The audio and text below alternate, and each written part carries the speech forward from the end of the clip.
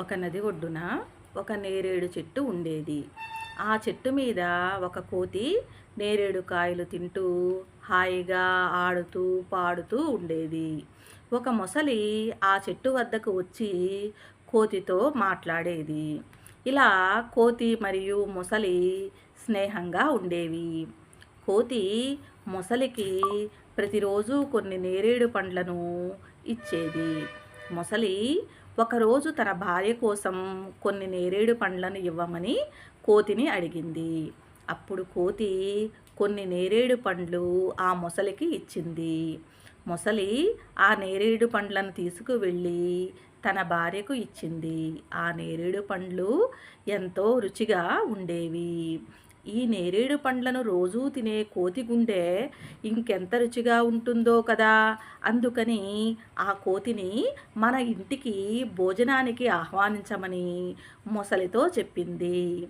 ఆ మొసలి కోతి దగ్గరకు వెళ్ళి, ఈరోజు నువ్వు మా ఇంటికి భోజనానికి రమ్మని పిలిచింది. సరే అని కోతి మొసలి వీపు మీద ఎక్కింది.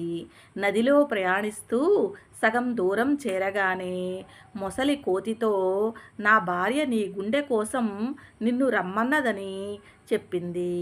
అది విని కోతి, అయ్యో మిత్రమా, అది ఎంత భాగ్యం, నువ్వు అడిగితే నేను గుండెను ఇవ్వనంటానా? ఈ సంగతి ముందే చెబితే బాగుండేది, ఎందుకంటే నేను నా గుండెను చెట్టు కొమ్మకు తగిలించి వచ్చాను అంది.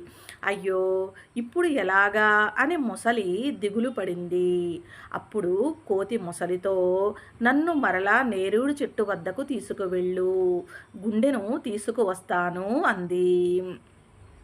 మొసలి కోతిని తిరిగి చెట్టు వద్దకు తీసుకువెళ్ళగానే కోతి చెంగున చెట్టు మీదకు ఎగిరి వెళ్ళి కూర్చుంది. పిచ్చి మొసలి, ఎవరైనా గుండెను చెట్టుకు తగిలిస్తారా? నేటి నుండి నీకు నీ స్నేహానికి నమస్కారం అని కోతి అక్కడ నుండి వెళ్ళిపోయింది. ధన్యవాదాలు.